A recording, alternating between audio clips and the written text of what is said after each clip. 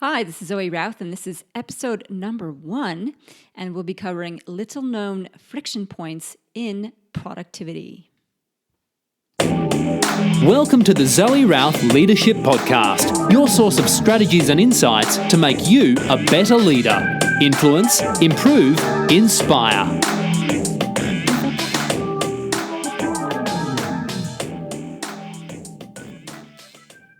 So if you are listening to me for the first time, I am British-born, Canadian-raised, and Aussie naturalized. So my expressions and my accent can sometimes be a little funky.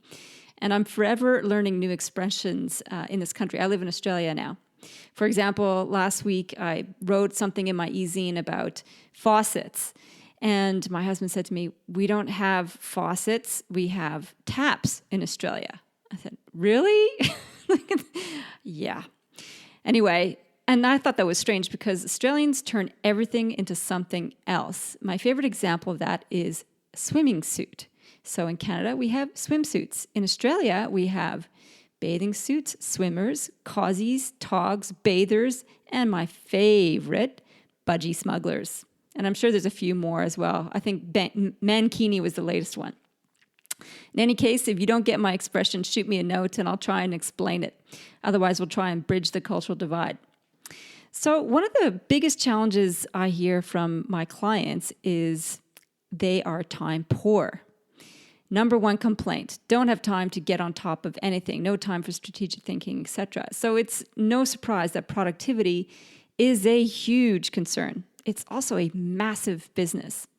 And when you think of productivity, you probably think things like calendars, like task lists, like organizing yourself. And all those things are pretty essential. And I can recommend 2 books that can help you in that regard. One is by Dermot Crowley, and his book is called Smart Work. And the other one is by Peter Cook, and it's called The New Rules of Management. And I will list those and links to those in the show notes at zoerouth.com/podcast. So you can click on there and get all the goodies that I'm listing in the podcast. So this is what I know about productivity. You need to learn out how to do things, when to do things, and to be organized. That's true. It's good to have a system. That's true. But when it comes to little-known friction points in productivity, it all comes down to people. Yep, people. And when we're looking at what are the friction points in productivity, there's really 6 key ones, 3 that are fairly obvious and 3 that are not so obvious. So we're going to go through some of these today. The first one around the usual suspects in terms of friction points and productivity is around pace. People like to work at different paces. Some people like fast, some people like slow. People like me, I'm a fast worker, and it's great because I get a lot of stuff done. It also costs me a lot of stuff, a lot of problems like typos and mistakes and substandard quality, which is very frustrating to me. My first book, when I published it, one of the first pieces of feedback was there's duplicated paragraphs and there's typos. Yay for those finicky people who can see those things because it makes my work better. So I've been diligent about outsourcing that because I find it very difficult to slow down to see the detail. How this manifests as friction points is, here's an example. When I was working at Outward Bound, that's an outdoor experiential company here in Australia, and I was as an instructor, so I'd take groups out into the field. I had a colleague, a fellow instructor, who was a total polar opposite to me. She was methodical, slow, pedantic, where I was fast, quick, near enough is good enough kind of approach. Each has their assets, but what happened is this caused some friction, some conflict, and some productivity issues. So Catherine, that's her name, when we were decommissioning our gear, it's called on D&M days, debrief and maintenance days, you had to pack up and clean up all your gear so it was ready for the next course. We had to clean everything.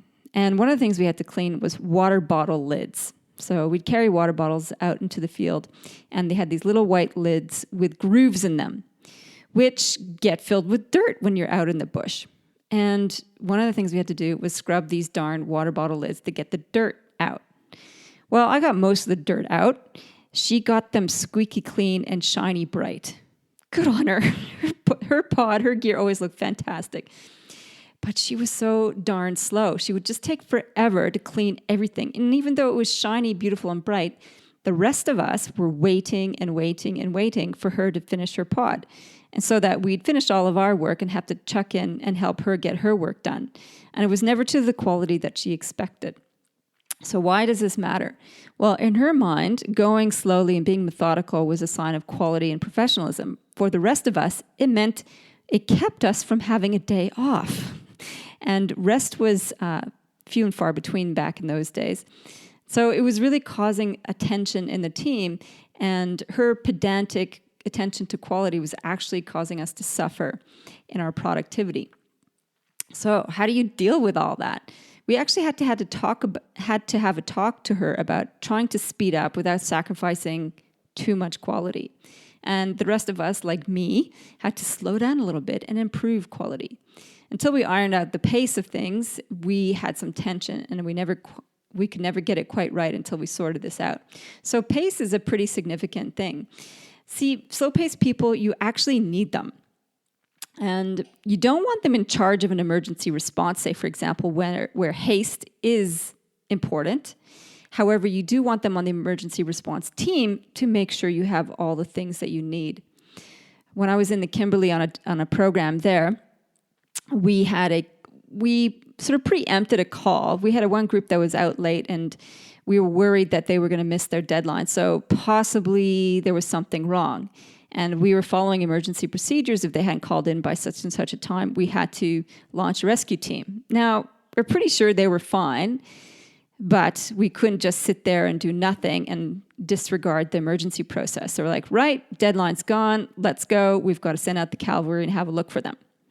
So we're all hopping in the car, all of them like me, fast-paced, just ready to jump into action, when one of us, somebody with a bit of a slower pace, said, do we have the doctor in case something's wrong?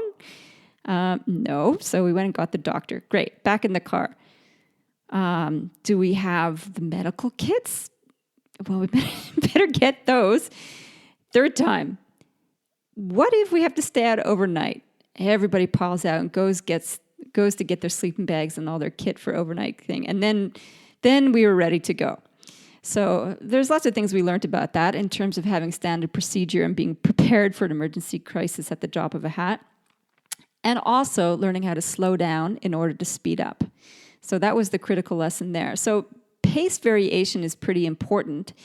And the first thing in dealing with this as a friction point of productivity is knowing what your pace preference is, as well as those of your colleague, and making sure that you iron out who's doing what best suited to their pace preference. So that's your tip number one. Second friction point in productivity is priority. And this is where which we prefer, like what we prioritize at work. And it all comes back to mindset. We either have a promotion versus prevention mindset. And I love this from the work of Heidi Grant Harvelston. And again, I will put that link in the show notes, around her book called Halverson, is her last name, 8 Motivational Challenges. And what she says here is that depending on how we grow up and our experiences from an early stage of development, we either have a promotion mindset or a prevention mindset. A promotion mindset means that we have a pretty good relationship to risk, and we can pretty much charge forward at a pace, and we feel comfortable in our environment. A prevention mindset is where we don't feel that comfortable in an environment. We have a risk-averse mindset, like my lawyer husband. And so we're often very critical of plans, shoot holes in them, and basically try and slow things down. How this manifests in priorities at work is that if we have a promotion-based mindset, so fairly optimistic and risk-happy, we tend to focus on relationships at work. And if we have a prevention mindset, we tend to focus on task. If you can imagine us way, way back when we were cave people, if it was a threatening environment, we would be focused on getting the basics covered. So we'd have people gathering firewood, getting food, and defending the tribe from any attack. So we're very task-focused just to be so we could survive.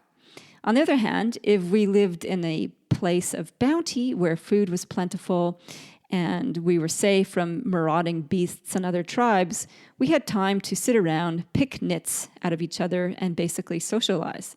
And so our environment and our upbringing affects what we tend to focus on. So that's a long bow to draw. However, it still happens in a contemporary way where we have people at work with different priorities. There are those of us who love to focus on just getting the job done, and it's a way of gaining control of the environment. And there are those of us who love relationships and social engagement and rapport. You actually need both at work. You can't have one without the other. If you have just a focus on task, then you just have a group of head down, bum up people, and you get burnout and all sorts of bad social outcomes as a result. If you have people just focused on relationships, then you can have a lovely old time eating cake and tea and no work will get done. So this task versus relationship is actually from the work of William Marsden, who developed the DISC model. And he wrote a book called, I love this book title, The Emotions of Normal People. Yeah.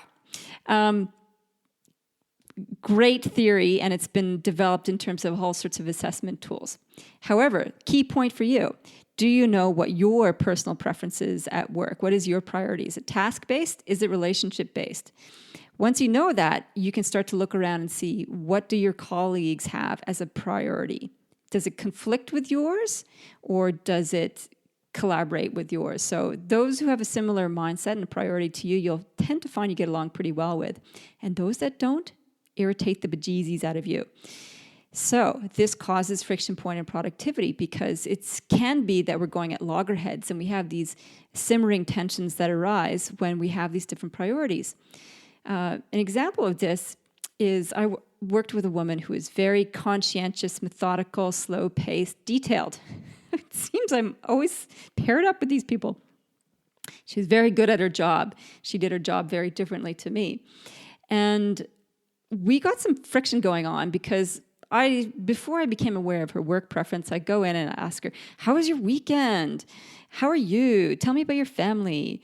And one day I noticed she had a diamond ring on her engagement finger. I'm like, oh, engagement ring. Ooh, tell me about that. And she basically shut me down and said, it's none of your business. And so my social self was pretty upset and felt rejected about that. And then I worked out, it isn't personal. She's just task-oriented. She's at work to do her job and finds it a big time waster to be talking about social things and private lives. Whereas for me, I'm a very relationship-oriented person. For me, it's really important at work to build a sense of camaraderie and connection with people. So our priorities clashed, and it created a tension in our working relationship until I worked out.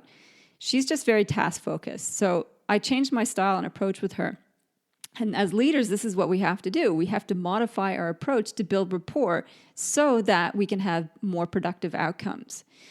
And how I did that was I made sure that whenever I met with her, it was task-oriented. I gave her plenty of detail and structure and outcomes.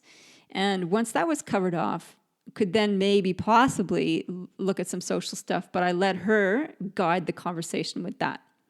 So priority is your second hidden obstacle to productivity.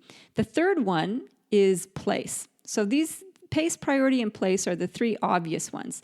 Place being where you operate, where you work, etc. And I like to think of place as an environment or a container. And a container either constrains or liberates you in your productivity. There's a lot been written on this. And I think to boil it down to its essence, you need to focus on the feeling you get when you go into a particular room or area, and how it makes you feel determines how productive you're going to be. So if you're not very self-aware yet, you need to learn how to develop your Jedi senses to feel the vibes in the room. Now, that may sound a little corny. However, this stuff really works. And you notice this anyway. You've been into rooms where you can feel the tension. Is that whole expression, you can cut the tension with a knife. It's because often it's the structure of the room as well as the mood of the people that creates that feeling in the room.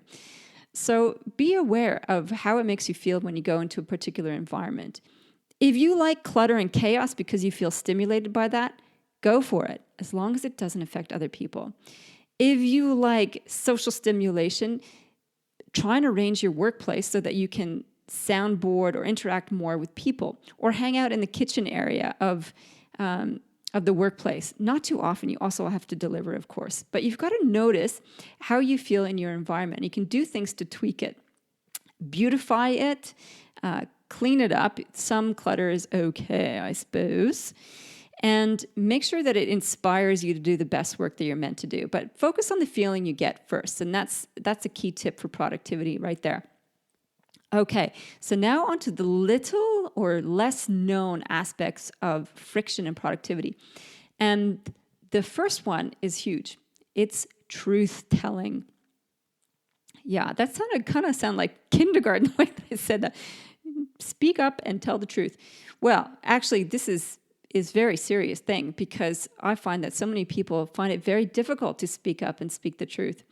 To share an opinion, to express a concern, to share an idea, are all things that are risky, right? So it's called putting your head above the parapet, and you might find yourself getting shot down or making a mistake or feeling foolish or rocking the boat.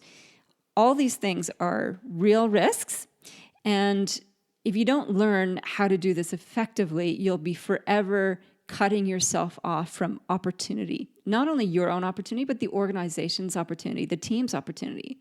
The unspoken voice is the biggest hindrance to productivity. Think of all the ideas that have gone unsaid, unshared, unexplored because someone couldn't or didn't speak up or didn't share them. It's a huge, huge thing. So as leaders, you need to be aware, where do you self-censor? Do you find yourself holding back on ideas? Do you find yourself not sharing your opinion? And why is that?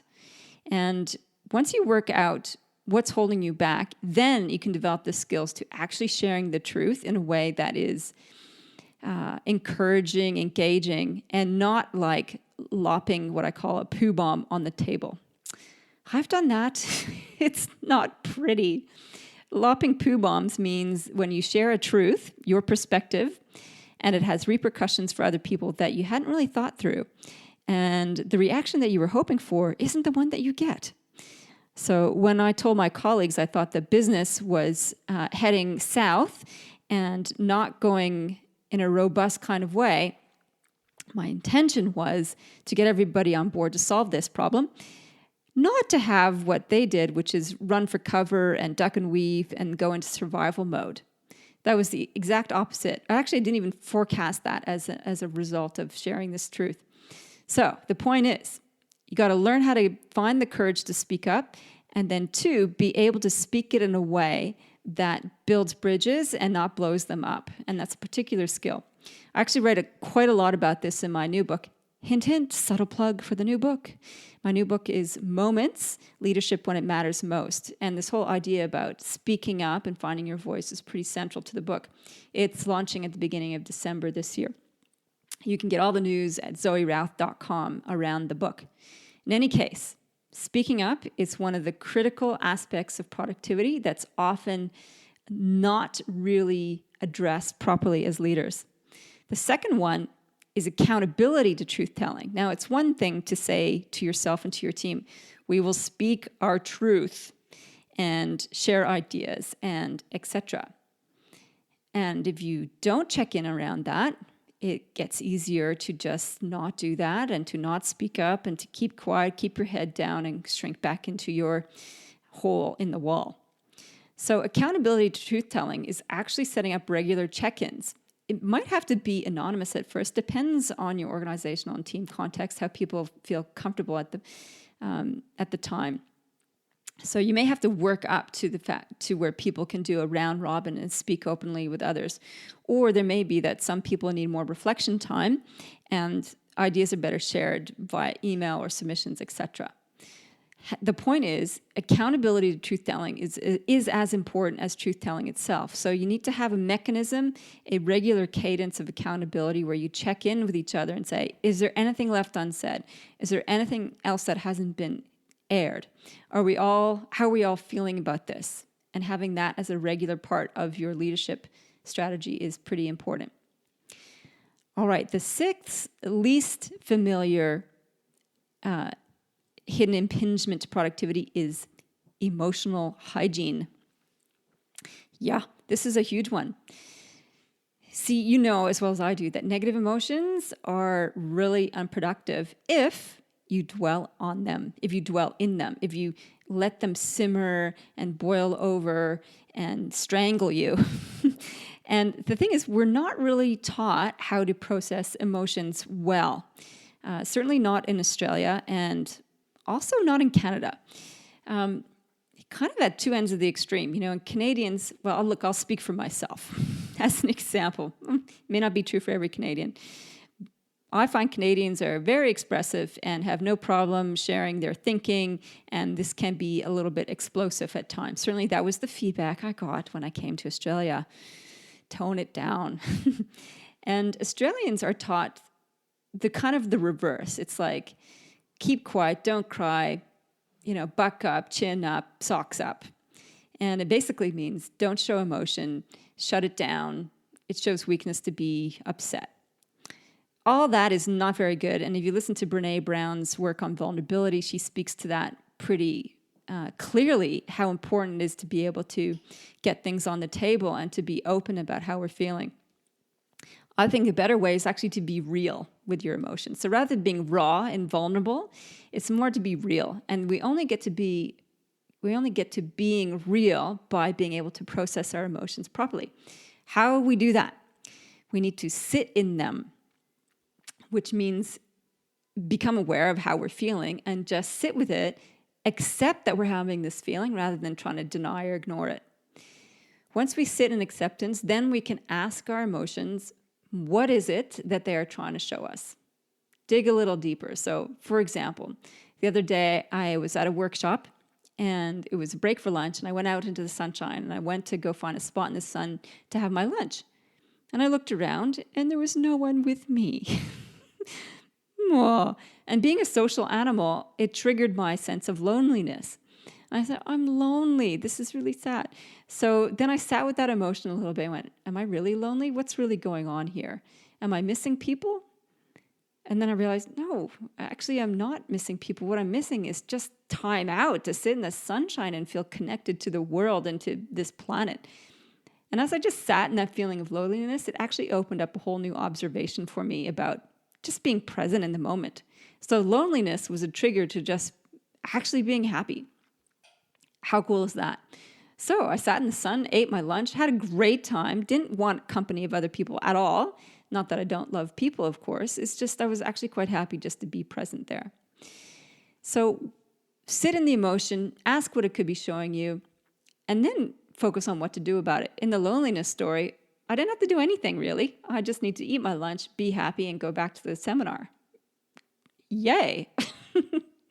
Okay, so quick recap. 6 things holding back your productivity. First one is pace, knowing your pace and knowing those of your colleagues and adapting appropriately. Second one is priority. Do you focus on task? Do you focus on relationships? And do you need to modify your approach to build rapport? You need to have both also in your team. Place. How is the feeling of your environment? Is it supportive to what you're trying to do, or is it detracting from what you're trying to do? So develop your Jedi senses around that one, folks. Number 4 is truth-telling. How much are you holding back? How much is your team holding back? And what can you do to move this along? Number 5 is accountability to truth-telling, and that's the cadence of checking in. And the last one is emotional hygiene. So when you learn to sit and accept and process your feelings, it doesn't take that much time either. You get out of the grind of negativity and into a more productive, proactive space, which is entirely liberating for productivity. All right, so we're coming to the end. The book titles that I mentioned will be listed on the show notes at zoerouth.com/podcast. I'd love for you to leave a comment or review because feedback is the elixir of life. So this is Zoe Routh signing off. Live well, lead well.